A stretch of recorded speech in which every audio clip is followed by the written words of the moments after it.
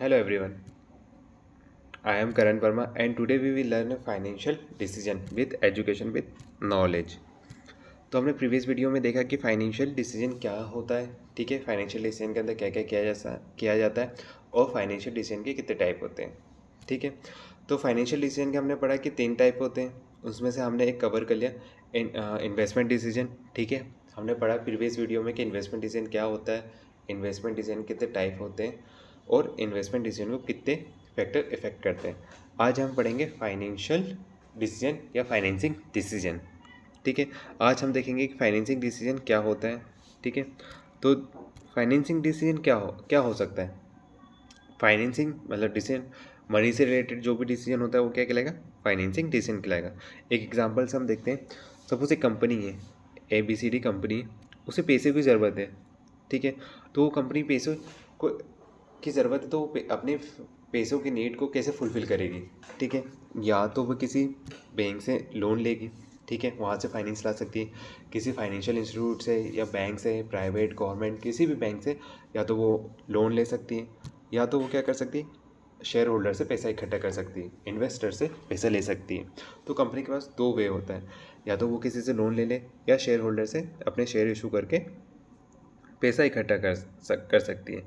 तो जो वे company decide करेगी, स्टडी करेगी कि हमें कहाँ से पैसा लाना है, कितना पैसा लाना है, कितने इंटरेस्ट पे लाना है, किस तरीके से लाना है, वो क्या कहलाता है, फाइनेंसिंग डिसीजन कहलाता है। ठीक है,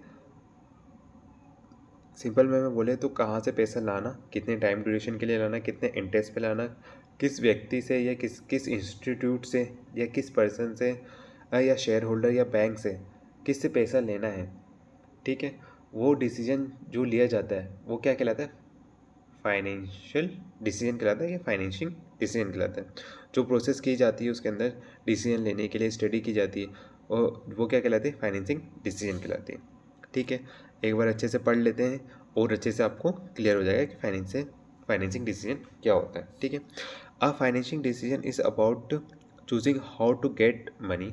ठीक है, नीडेड फ्रॉम द बिजनेस और प्रोजेक्ट, किसी प्रोजेक्ट के लिए या बिजनेस के लिए पैसे की जो नीड है उस नीड को कहाँ से फुलफ़िल किया जाए, किस उस वे को चूज़ करना क्या कहलाता है, फाइनेंसिंग डिसीजन कहलाता है।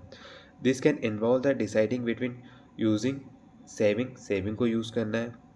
ठीक है, बोरोइंग फ्रॉम द बैंक से लोन लेना है, और गेटिंग इन्वेस्टर या फिर अपने शेयर को इशू करके इन्वेस्टर जो इन्वेस्ट कर रहा है कंपनी के अंदर उनसे पैसा लेना है। तो किन से पैसा लेना है, किस पैसे को यूज़ करना है, कहाँ से पैसा लेना है, लोन लेना है या इन्वेस्टर से लेना है, वो डिसाइड करना क्या कहलाता है, फाइनेंसिंग डिसीजन कहलाता है।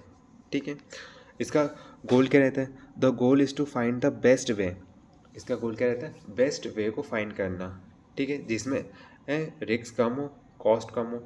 जैसे कि अगर मैं किसी बैंक से लोन ले रहा हूँ तो उसमें कॉस्ट कम लगनी चाहिए। कॉस्ट क्या होगी, इंटरेस्ट रेट कम होना चाहिए ताकि मैं इजीली पे कर पाऊँ, ज़्यादा कॉस्ट ना लगे। ठीक है, रिस्क मतलब टाइम ड्यूरेशन, मैं आराम से अपने कंपनी की एक्टिविटी को कंप्लीट करके आराम से जो लोन लिया है या फिर जो पैसा कहीं से लाया हूँ वो आराम से टाइम ड्यूरेशन के अंदर मैं दे पाऊँ, तो वो रिस्क कम हो।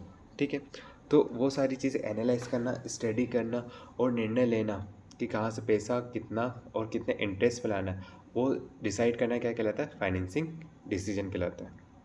तो thank you so much, I hope को फाइनेंसिंग डिसीजन अच्छे से समझ में आया होगा एंड आप अच्छे से फाइनेंशियल मैनेजमेंट पढ़ रहे हैं और समझ रहे हैं।